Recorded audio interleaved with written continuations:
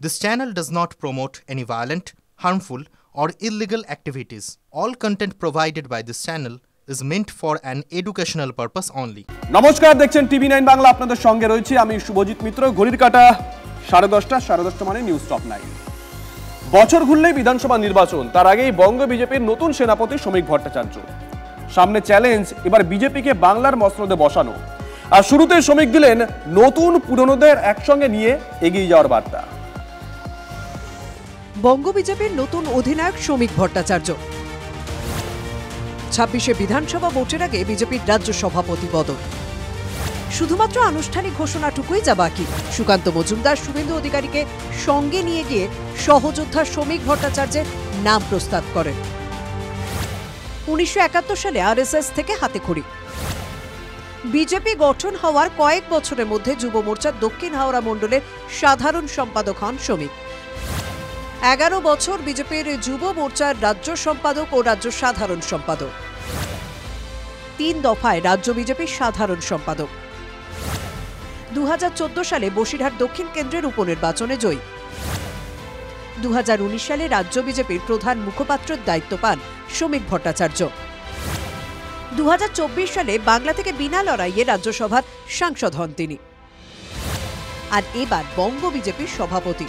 2022-এ রাজ্য বিজেপির core committee থেকে তিনি বাদ পড়েন, তবে রাজ্যসভায় সাংসদ হওয়ার পর থেকে চাকা ঘুরতে থাকে। এমন একটা সময় তার ঘাড়ে দায়িত্ব যখন 26-এর বিধানসভা ভোট কড়া নাড়ছে। 8-এর দশকে রাজনীতিতে আসা শ্রমিক ভট্টাচার্যের উত্থান মুরলীধর সেনলেনের অফিস থেকেই। হরিপদ ভারতী থেকে সুকান্ত মজুমদার সকল সভাপতির সঙ্গেই কাজ করেছেন নয়া বঙ্গ বিজেপির সভাপতি শ্রমিক ভট্টাচার্য। 8-এর দশকে রাজনীতিতে আসা শ্রমিকের উত্থান মুরলীধর সেনলেনের অফিস থেকে। তাৎপর্যপূর্ণ বিষয় হলো হরিপদ ভারতী থেকে সুকান্ত মজুমদার বঙ্গ বিজেপির সব সভাপতির সঙ্গে কাজ করেছেন শ্রমিক। পরাজয় নিশ্চিত জেনে, জমানত বাজেয়াপ্ত হবে জেনেও যারা ঘাম রক্ত ঝরিয়েছিলেন তারাও থাকবেন, আর যারা নতুন এসেছেন অত্যন্ত ভালোভাবে সক্রিয় হয়ে বিজেপি করছেন তারাও থাকবেন, ঐক্যবদ্ধ হয়ে কাজ করবে। পুরনোদেরও বুঝতে হবে সংগঠনে বিভিন্ন জায়গা থেকে মানুষ নিতে হয়, কুমোরটুলি থেকে অর্ডার দিয়ে আনা যায় না। শ্রমিক ভট্টাচার্যের সঙ্গে যেন দ্বিতীয় হওয়ার যোগ রয়েছে। আনন্দ মহারাজের পর বাংলা থেকে বিজেপির দ্বিতীয় রাজ্যসভার সাংসদ, বাদল ভট্টাচার্যের পর বাংলায় বিজেপির প্রতীকে জেতা দ্বিতীয় বিধায়ক। লক্ষ্য একটাই, 2026-এর নির্বাচন, তৃণমূলের বিসর্জন। জগন্নাথ দেব নিজে এসে গেছেন, দিদি বিসর্জন চান বঙ্গোপসাগরে, আমরা তো বাবুঘাটে দেবো ভেবেছিলাম। বিজেপি নিজেদের সংগঠনের মধ্যে থাকুক, আনন্দ করুক, সভাপতি হোক। তৃণমূলকে সরানোর প্রত্যাশা কখনোই সম্ভব হবে না, তার কারণ তৃণমূলের নেত্রীর নাম মমতা বন্দ্যোপাধ্যায়। আর 2019-এর লোকসভা ভোট থেকে 2021-এর বিধানসভা ভোট বা গত বছর লোকসভা ভোট, বাংলার শেষ 3টি বড় নির্বাচনে বিজেপিকে থামতে হয়েছে 2 নম্বরে। দ্বিতীয় থেকে দলকে প্রথম করার চ্যালেঞ্জ এবার শ্রমিকের সামনে। প্রদীপ্ত কান্তি ঘোষের রিপোর্ট, টিভি 9 বাংলা।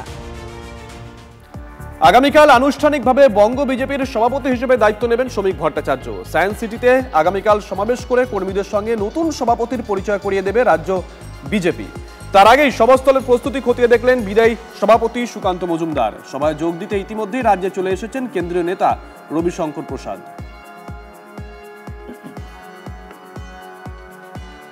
एक बहुत ही योग्य पार्टी के नेता बंगाल भाजपा के अध्यक्ष बन रहे हैं, क्योंकि इनका सिंगल नॉमिनेशन हुआ है, इसलिए मैं बात बता रहा हूं। श्रमिक जी को मैं युवा मोर्चा के दिनों से जानता हूं, संकल्पित, समर्पित कार्यकर्ता और नेता, डेडिकेटेड, मिशन भालो, अभिनंदन। কসবায় বিজেপির যুব মোর্চার মিছিল সেরে ফেরার পথে গ্রেপ্তার বিজেপির সমর্থকরা। ঠাকুরপুকুর থানার কদমতলা এলাকায় তাদের গাড়ি আটকায় পুলিশ। এই মুহূর্তে যে খবরের দিকে নজর রাখছি আমরা, কসবায় বিজেপির যুব মোর্চার মিছিল সেরে ফেরার পথে গ্রেপ্তার বিজেপির সমর্থকরা। ঠাকুরপুকুর থানার কদমতলা এলাকায় তাদের গাড়ি আটকায় পুলিশ।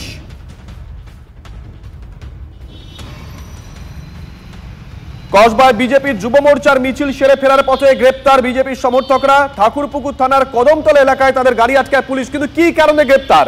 সৌভিক আমাদের সঙ্গে টেলিফোনে রয়েছেন, আমাদের সহকর্মী। সৌভিক, কি কারণে গ্রেপ্তার করা হয়েছে?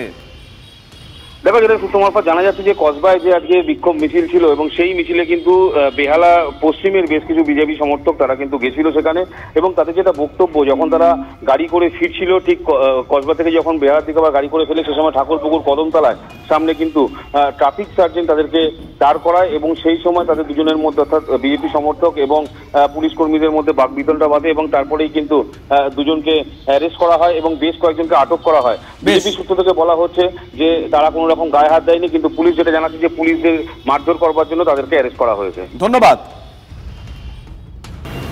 আমরা জয় শ্রীরাম স্লোগান দিদি দিদি গাড়িতে করে আসছিলাম, ভালো মতোই আসছিলাম। আস্তে আস্তে কদমতলা মোড়ে আমাদের গাড়িটা আটকায় পুলিশ, বলে যে তোমরা গালাগালি করছো, করতে করতে সঙ্গে সঙ্গে গাড়ি ছবি তুলতে কিছু ছেলে আমাদের গাড়িতে তারা নেমে প্রতিবাদ করে।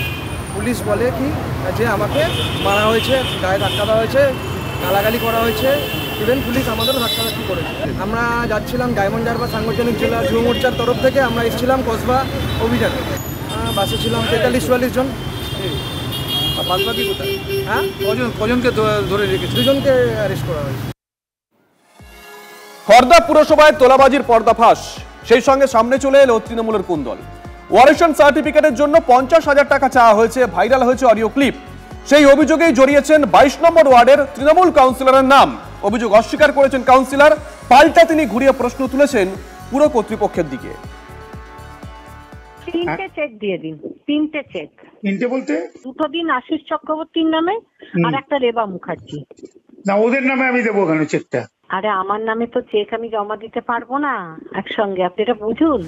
ভাইরাল হওয়া একটা অডিও ক্লিপ, সত্যতা যাচাই করেনি TV9 বাংলা, কিন্তু এই অডিও ক্লিপ নিয়েই হই হই কাণ্ড উত্তর 24 পরগনার খড়দহে। পুরসভার ওয়ারিশন সার্টিফিকেটের জন্য 50,000 টাকা চাইছেন তৃণমূলের কাউন্সিলর। আপনার ওয়ার্ডে সৌমিক ঘোষ নামে একজন ছিলেন, সে এখান থেকে বাড়ি বিক্রি করে অন্যত্র চলে যাবেন, সেই ওয়ারিশন সার্টিফিকেট আপনার কাছে চেয়েছিলেন এবং আপনি 50,000 টাকা চেয়েছেন, সেই অডিওতে আপনার গলা শোনা যাচ্ছে, এরকম ভাইরাল হয়েছে। খড়দা পুরসভার 22 নম্বর ওয়ার্ডের তৃণমূল কাউন্সিলর মধুরিতা গোস্বামী মুখোপাধ্যায় আবার আর এক বিস্ফোরণ ঘটিয়ে দিয়েছেন। তোলাবাজির খোলাখুলি স্বীকারোক্তি। আমাকে যে যা লোকে বলে আমি এসে করে দিই। আর শুনুন, আমি কিন্তু গান গাই, হ্যাঁ, আমি এই গলা দিয়ে মিথ্যা কথা বলি না। মার নামে একটা 3 লাখ টাকার চেক দিয়েছিল, চেকটা যেই ইস্যু হলো আপনার মায়ের নামে, আমার মায়ের নামে ও নিতে বললো, আমার সমীর ঘোষা নিতে বললো। এবারে আমার মায়ের নামে যেই নিলাম, ও টাকাটা যেই ক্লিয়ার হয়ে গেল, ও বললো দিদি টাকাটা আমায় তুলে দিয়ে দাও। ঘটনা ঘিরে ভারী অস্বস্তিতে তৃণমূল পরিচালিত পুরসভা। দলের ভাবমূর্তি তো নষ্টই হচ্ছে। কেন এই জিনিস করা যায় নাকি? এই যেটা আপনারা বলছেন যে কাউন্সিলর একটা সার্টিফিকেট দেওয়ার জন্য টাকা চাইছে, প্রমোটিং করার জন্য টাকা চাইছেন, এগুলো করা যায় নাকি? দল সিদ্ধান্ত নেবে। আমরা কেউ দলের ঊর্ধ্বে নই, সুতরাং সেটা দল সিদ্ধান্ত নেবে দল কি করবে। খড়দার পুরো প্রধান কথা বললেও 22 নম্বর ওয়ার্ডের তৃণমূল কাউন্সিলর আবার পুরো বোর্ডের দিকেই আঙুল তুলে দিয়েছেন। বাখরা নিয়ে শাসক দলের অন্দরের দ্বন্দ্বই উঁকি দিয়ে গেল নাকি, প্রশ্ন তুলছে বিরোধীরা। 3 বছর যবে থেকে কাউন্সিলর হয়েছি তবে থেকেই আমাকে ফাঁসানো হচ্ছে। এটা রাগে হিংসেতে, বুঝতে পারছেন না? আমি একটা গানের জগতের লোক, আমি কুমার শানু, বাপি লাইরি এদের সঙ্গে অ্যাজ এ কোয়ার্টিস্ট পারফর্ম করেছি। সমীর বোস তো ডেঞ্জারাস, ও নিজে একটা ক্রিমিনাল, 4 বার জেল খাটা। এখন নীলু চেয়ারম্যান, নীলু সরকারের কাছে, নীলু সরকারের সঙ্গে সমীর বোস। নজর থাকবে যে আর কত কি ঘোটালা হচ্ছে খড়দা পৌরসভায়। TV9 বাংলা নজর রাখছে। খড়দা থেকে বিশ্বজিতের সঙ্গে অনন্ত চট্টোপাধ্যায়, TV9 বাংলা। শুধু খড়দাতেই নয়, শহর কলকাতায় প্রকাশ্যে শাসক দলের গোষ্ঠীকন্দল। কলকাতা পুরসভার 36 নম্বর ওয়ার্ডের ঘটনা। এই মুহূর্তে যে খবর দিকে নজর রাখছি আমরা, শাসক দলের 2 গোষ্ঠীর ব্যাপক সংঘর্ষ, রীতিমতন মারামারি। কলকাতা পুরসভার 36 নম্বর ওয়ার্ডের ঘটনা, ঠিক কি ঘটেছে ডিটেল নেব। সুপ্রিয় আমাদের সঙ্গে টেলিফোনে রয়েছেন আমাদের সহকর্মী। সুপ্রিয়, কি ঘটেছে? কলকাতা পুরসভার 36 নম্বর ওয়ার্ড গাইজার স্ট্রিট এবং সেই এলাকাতে কাউন্সিলরের গোষ্ঠীর সঙ্গে অপর এক গোষ্ঠীর মধ্যে বিবাদ এবং সেই বিবাদের সূত্রপাত কি নিয়ে সেটা এখনো পর্যন্ত স্পষ্টভাবে না জানা গেলেও ঘণ্টাখানেক আগেই এই অশান্তির পরিস্থিতি তৈরি হয় এবং দুই গোষ্ঠীর এই বিবাদকে কেন্দ্র করে এলাকায় ব্যাপক উত্তেজনা তৈরি হয় এবং কয়েকজন ইতিমধ্যেই আহত হয়েছে, এমনটাও আমরা জানতে পারছি, যাদেরকে চিত্তরঞ্জন ন্যাশনাল মেডিকেল কলেজ হাসপাতালে নিয়ে যাওয়া হয়েছে। কয়েকজনের মাথায় আঘাত লেগেছে। তবে ইতিমধ্যেই এলাকায় পুলিশ পৌঁছে গোটা পরিস্থিতির উপরে নজর রাখছে, যাতে পরিস্থিতি নিয়ন্ত্রণের বাইরে না যায় সেদিকেও পুলিশের তরফ থেকে নজর রাখা হচ্ছে। তবে যেটা অভিযোগ করা হচ্ছে যে কাউন্সিলরের গোষ্ঠীর যারা অনুগামীরা বা কাউন্সিলরের যারা ঘনিষ্ঠরা তারাই কিন্তু এই অশান্তির সঙ্গে যুক্ত রয়েছে। যদিও এর নেপথ্যে ঠিক কি কারণ রয়েছে বা যারা এই দুই গোষ্ঠীর যারা সদস্যরা যারা নিজেদের মধ্যে অশান্তিতে জড়িয়ে রয়েছেন তাদের সঠিক কি পরিচয় সেই বিষয়গুলো কিন্তু এখনো পর্যন্ত সম্পূর্ণরূপে স্পষ্ট নয়। ধন্যবাদ। নারকেলডাঙ্গার বিজেপি কর্মী অভিজিৎ সরকার খুনের ঘটনায় বিধায়ক পরেশ পালের বিরুদ্ধে চার্জশিট দিল সিবিআই। দুই কাউন্সিলর স্বপন সমাদ্দার ও পাপিয়া ঘোষের নামেও চার্জশিট রয়েছে। মোট 18 জনের নামে চার্জশিট। বিচার ভবনে বিশেষ সিবিআই আদালতে চার্জশিট জমা। আমার ভাইয়ের যে মৃত্যুকালীন জবানবন্দি তাতেই দেখুন পরেশ পাল, স্বপন সমাদ্দারের নাম রয়েছে এবং পুলিশের তরফ থেকে সংগঠিত হয়ে যে খুনটা করা হয়েছিল সিবিআই আজকে তার রিপোর্ট দিয়েছে আদালতকে। বিচার পেল, বিচার এরা ফাঁসি যবে পাবে তবে আমরা জানবো আমাদের জয় হয়েছে, তবেই আমরা বিচার পাবো।